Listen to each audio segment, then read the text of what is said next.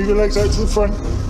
Sit up. At this time, mate, you're under arrest on suspicion of murder. These videos, played in court, show the three men in the weeks and days before the murders. The prosecution argued Mosquera was already planning the attacks. On a quiet summer evening in July 2024, two battered suitcases were found abandoned on one of Britain's most iconic landmarks. From the outside, they looked ordinary. What began as a grisly discovery soon unraveled into one of the most shocking murder cases the UK had seen in years. A tale of betrayal, brutality, and a cold, calculated disposal of two human lives. But behind the closed doors of their modest flat, a dangerous presence had taken root. A man they considered a friend who would ultimately destroy their lives. Yostin Andres Mosquera, 35 years old, a Colombian national and adult film performer, had been living with Albert and Paul. On the surface, he was charming, polite, and grateful for their generosity. But as police would later uncover, he harbored darker intentions, fueled by greed, manipulation, and violence. Before we go deeper into this disturbing case, make sure you subscribe to Tea and Tragedy. We uncover the darkest chapters in Britain's criminal history, bringing you in-depth, scene-by-scene accounts of the cases that shook the nation. Hit that bell so you never miss an episode.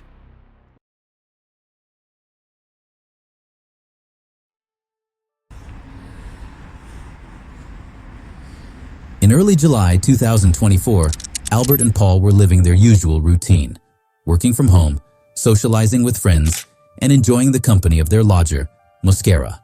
To outsiders, nothing seemed amiss. But inside the flat, tension was brewing. Police would later discover Mosquera had been making chilling online searches.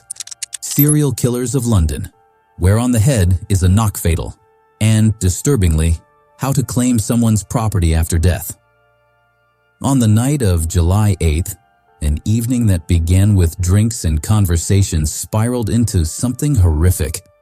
At some point, Mosquera attacked Paul Longworth, striking him repeatedly with a hammer until he collapsed. Moments later, Albert Alfonso would suffer a similarly brutal fate, stabbed multiple times during what appeared to be a sexual encounter. What Mosquera did next stunned investigators. Rather than panic, he stayed in the flat, moving calmly between rooms, changing clothes, even dancing. Over the next 2 days, he methodically set about disposing of the bodies. Paul's remains were hidden inside a divan bed. Albert's head was placed in a chest freezer. Other body parts were packed into 2 large suitcases. Mosquera's plan was as audacious as it was disturbing. On July 10th, he traveled over 100 miles to Bristol. His destination, the Clifton Suspension Bridge, a place more known for its views than for violent crime. At around 11 p.m., Mosquera was captured on CCTV struggling to maneuver the bags, blood slowly seeping from the seams. He passed pub-goers who, unaware of what lay inside, even offered to help him carry them. Minutes later, the suitcases would be abandoned, and the horror inside would be revealed. At 4:30 a.m. on July 11, 2024, a passerby noticed something unusual. 2 large suitcases, abandoned on the pedestrian walkway of the Clifton Suspension Bridge. From a distance, they could have belonged to a careless traveler. But up close, there were signs something was terribly wrong. Blood was seeping through the fabric. The air was thick with a pungent metallic smell. Within minutes, bridge security contacted Avon and Somerset police, who arrived with forensics in tow. Inside the first suitcase, officers found a torso, badly wrapped in bin liners. The second case contained limbs, severed cleanly at the joints. Whoever had done this knew exactly how to dismantle a body. With no immediate identification, police rushed the remains to a pathology lab.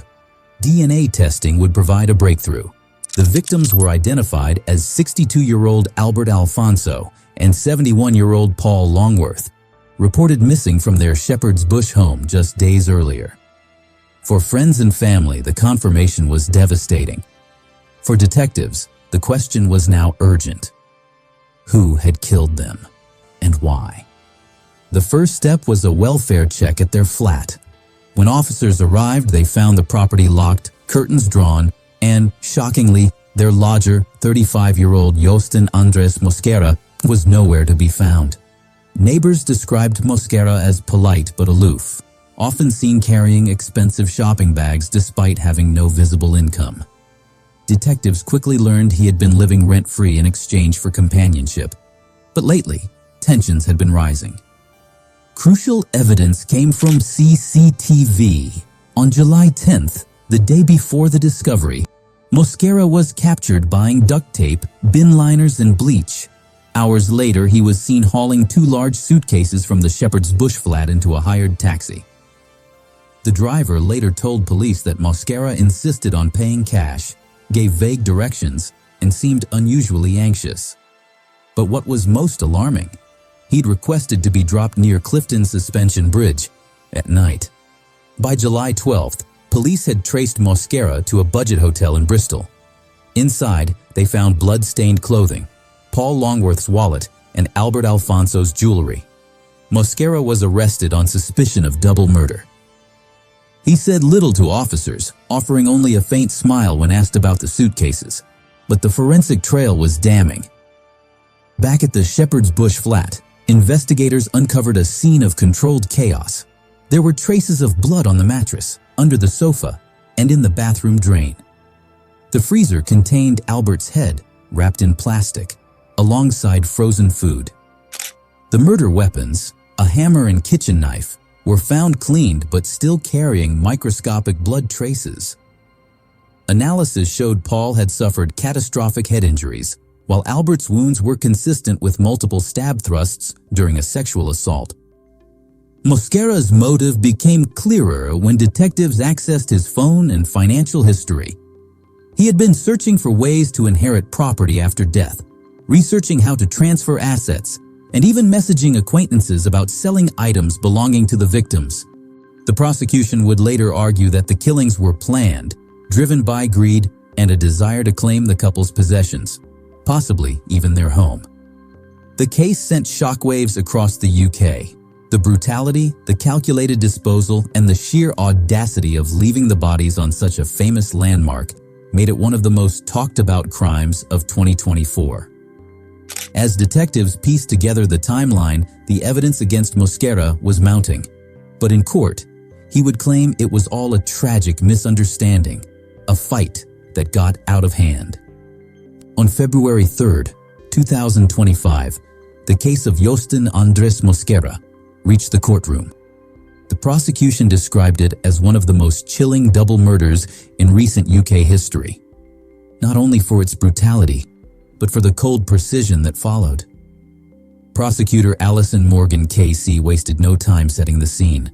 She told the jury that Mosquera had murdered his landlords, 71-year-old Paul Longworth and 62-year-old Albert Alfonso, in their Shepherd's Bush home before dismembering their bodies and transporting them in suitcases to Bristol.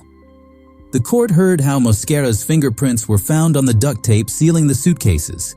His DNA was present on the bin liners, and microscopic blood traces matching both victims were discovered on his shoes and under his fingernails.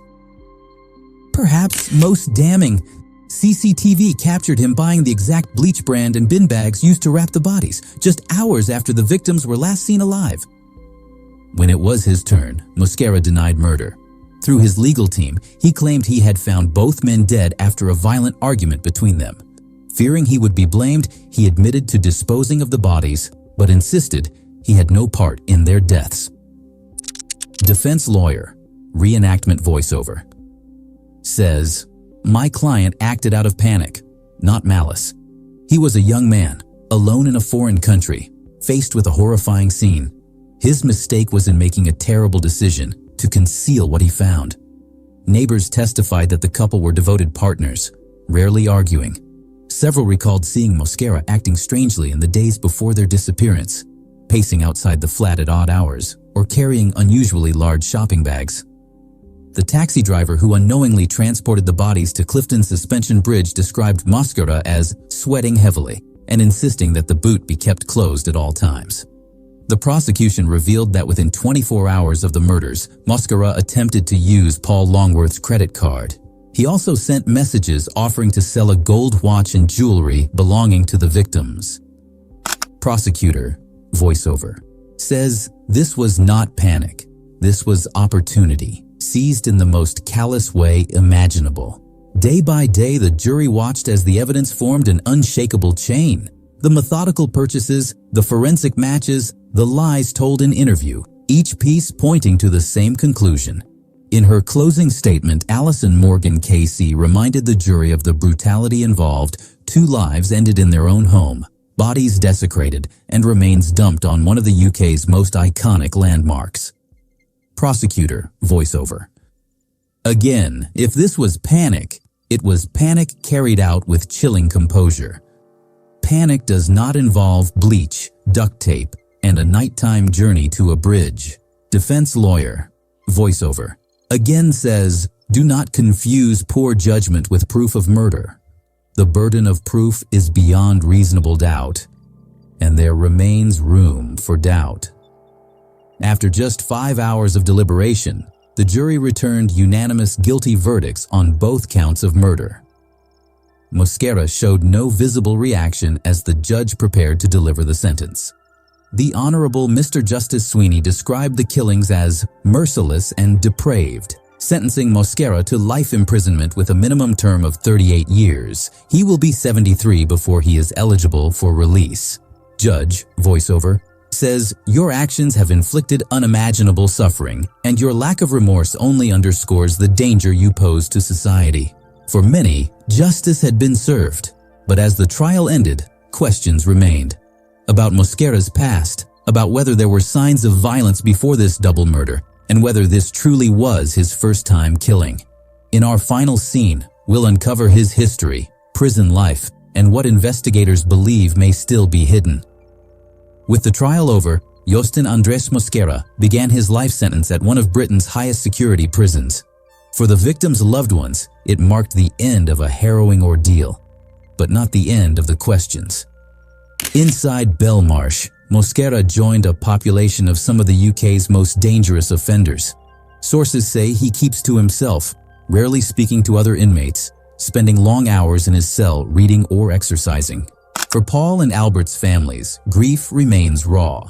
The couple were known for their generosity, hosting dinners for neighbors and volunteering for local charities. Their sudden, violent loss has left an empty space no sentence can fill. Family statement, voiceover, says, we will never understand how someone could do this. They were kind, loving men who didn't deserve to be taken in such a cruel way. Even after conviction, detectives have not closed the door on further investigation.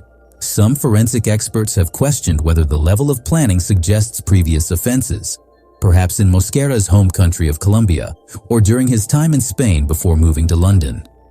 So far, no confirmed links to other crimes have been established, but Interpol has been notified of the details in case similar patterns emerge elsewhere. The Suitcase Murders have become a grim fixture in UK headlines, not only for the shocking nature of the crime, but because of the unsettling idea that someone could live among their victims for months before ending their lives in such a violent manner. Social media platforms lit up during the trial, with many questioning how Mosquera's behavior went unnoticed and whether landlords and tenants should face stricter checks in shared housing arrangements. Criminal psychologists who reviewed the case point to signs of narcissism, lack of empathy, and calculated risk-taking. The meticulous cleanup, the purchase of supplies, and the disposal at a high-profile location all point to a man confident in his ability to control events, until he couldn't. Criminal psychologist, voiceover. This wasn't an impulsive crime. It was methodical. But his decision to use the Clifton Suspension Bridge, a location covered by CCTV, suggests an underlying arrogance, a belief that he was smarter than the system. For residents of Bristol and London, the case has left a lingering unease. The idea of a killer moving suitcases through busy public spaces without detection has become a disturbing reminder of the limits of everyday vigilance. At the same time, the sheer brazenness of the crime has cemented Mosquera's name among the UK's most infamous recent killers.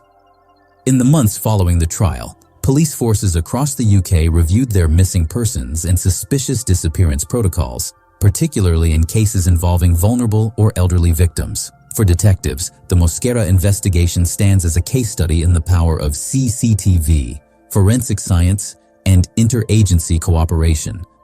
Yostin Andres Mosquera will likely spend the rest of his life behind bars. But for the families of Paul and Albert, the sentence is only a small part of the justice they seek. Their greatest wish is simple, that their loved ones are remembered for how they lived, not how they died. This has been Tea and Tragedy, telling the stories that haunt our streets and demand answers. Thank you for watching, and remember, evil often hides in plain sight. Click on subscribe button for more video like this.